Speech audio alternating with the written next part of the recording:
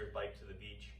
As we approach the next 24 hours, we are aware that there is a possibility of inclement weather when we're out on the roadway. So we just want to touch base about some of our plans as it pertains to that.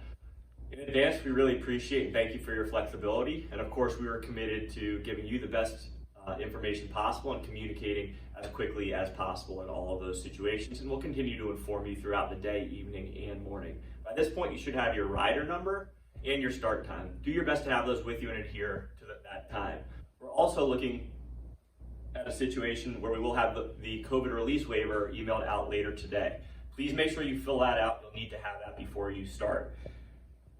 Biggest thing with the rain as we approach it is that we are planning on hosting the event. So make sure that you come prepared, all right? If it is rain, you will be outside. So make sure that you are comfortable and that you have the appropriate clothes and rain gear. We will have limited coverings at the event. That means there will not be a lot of tenting. That is a requirement of a number of our permits to prevent any group gatherings and anything that might influence people to not social distance. So you will be out in the rain as we go through it.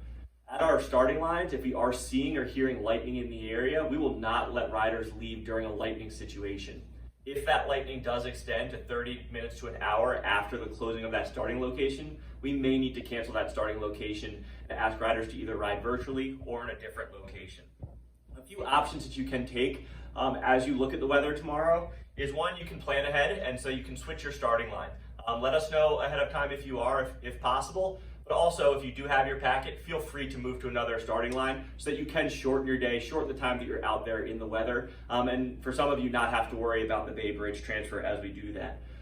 At the Bay Bridge, there is going to be extended wait times this year as we spread things out and socially distance, so do be aware that even in the rain, you are going to be looking at possibly a 45-minute wait in the rain, and you're going to be transported on buses where the windows are going to be required to be down. We are prepared to keep you all safe throughout the day. We are anticipating a great event, even if it will be more challenging and trying with the inclement weather.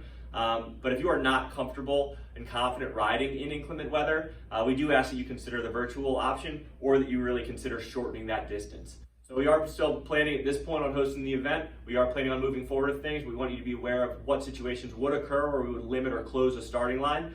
And also to really put in the front of your mind some options that you can take to make sure that you have a better experience, including any that might limit the time that you have to be standing out in the rain.